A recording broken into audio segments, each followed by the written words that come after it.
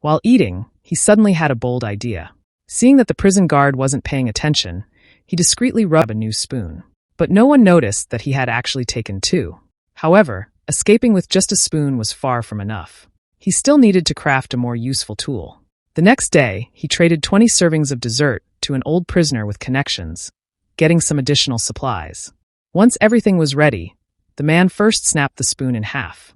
Then, he disassembled a nail clipper and used the file to grind a coin into powder. Next, he lit a match and successfully completed the welding, crafting a handy tool. Keep watch, ready to whistle if the prison guard approached. Inside the cell, there was a ventilation duct. Previously, he had tried chiseling it with the nail clipper, but found it ineffective, which is why he made a new tool. As expected, it worked much better than the nail clipper. However, just as he was fully immersed in chiseling, the prison guard suddenly came for inspection, and his accomplice had dozed off. Luckily, another prisoner, a black man, deliberately engaged the guard in conversation, waking the accomplice. He was about to whistle, but realized he didn't know how. Seeing this, he quickly grabbed a cup from the table, quickly covered the hole with something. The guard wasn't looking. Once inside, he quickly made a wooden chip, planning to use it to remove the bolts securing the vent. But how could he In the end, the prison guard confiscated the wooden chip, but the man had secretly hidden another one in the sole of his shoe. The first chip was just a decoy. He wedged the wooden piece into the bolt. Soon, he effortlessly removed the iron grate. Eagerly, he poked his head through the opening and saw that the space was filled with various pipes. They had to figure out how to avoid the guards' surprise inspections. If the guards discovered that the ventilation duct had been tampered with, the consequences would be severe. Second, they needed to ensure they weren't caught during room checks. The clever man quickly came up with a solution, using paint and newspapers to create a replica of the iron grate over the vent, and then covering the opening.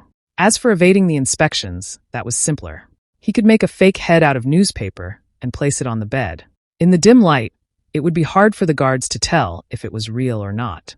But there was still a bigger problem. After escaping, they would have to cross the sea, as the prison was located on an island. How could they get past the strait ahead of them? Another accomplice worked at the prison barbershop and was able to gather some hair. With the man's ventilation passage, other three, while they chiseled open their own vents. The next day, the accomplice brought the hair, and Charlie successfully requested paint from the guards. Now, all they needed was might, but couldn't reach it. Before he could think of a solution, the guard came for another inspection. As the guard bent down to pick up his baton, he unintentionally glanced at the man's bed and noticed something odd about the hair. Suspicious, he reached out to touch it. The next day at lunch, he told his accomplices about the previous night's close call with the guard. Fortunately, everyone else had made good progress. Charlie was still chiseling the wall, but the other two had already finished crafting their fake heads. He decided to go up again that night with John to check things out. When night came, the prison seemed nearly impossible. Even if a prisoner had a small metal piece on them, the guards would demand answers, let alone if they were caught with a drill, the ultimate escape tool, fan in the room, but it lacked both a drill bit and wiring.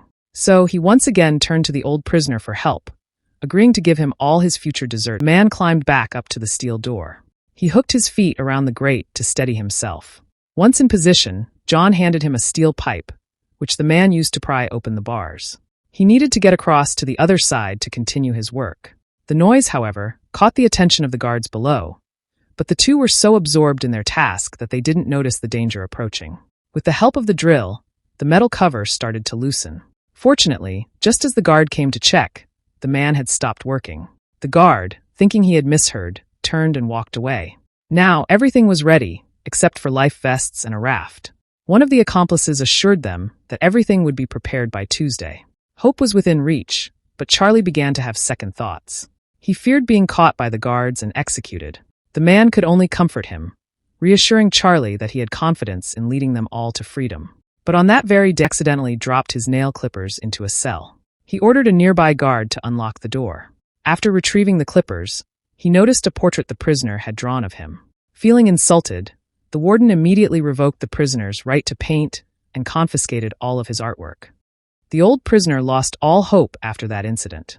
He had been sentenced to 99 years in prison for accidentally hitting someone with his car in what should have been a routine traffic accident. But since the victim was a police officer, his sentence was harsh.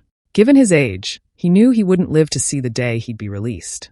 And now, after losing his only passion, painting, because of that portrait, despair had fully set in. One day, he secretly slipped something into the man's pocket, then requested an axe from the guards, claiming he needed to build a table and chair. But in the next moment, right in front of the guards with fear, and the old prisoner was forcibly taken away. The man gathered up the fired if it was too late to join them. The three escapees, seeing that the time was right, grabbed their equipment and made their move. Despite the constant searchlights sweeping over the area, they remained undetected until they vanished into the darkness. Once they were safely out of sight, the man peeked back at the ventilation duct, but Charlie was still missing. With no other choice, he had to press on. They donned their life vests and began to climb down. The three men climbed over the barbed wire and made their way towards the perimeter of the prison. They reached a grove of trees and, after crossing a road, arrived at the coastline. They quickly took out the inflatable raft and began blowing it up. With their combined efforts, the raft was soon fully inflated. Next, they donned their life vests, boarded the raft, and prepared to cross the strait. Despite the bone-chilling cold of the sea, they were undeterred by the freedom that lay ahead. Hours later, as the sun, symbolizing hope, began to rise, the guards started their morning inspections. When the warden arrived at the man's cell, he found him still in bed, seemingly asleep. When the prison guards blew their whistles, the black prisoner revealed a smile of relief. Finally, someone had managed to escape from this prison. The police never discovered the whereabouts of the escapees. Their ultimate fate remains unknown.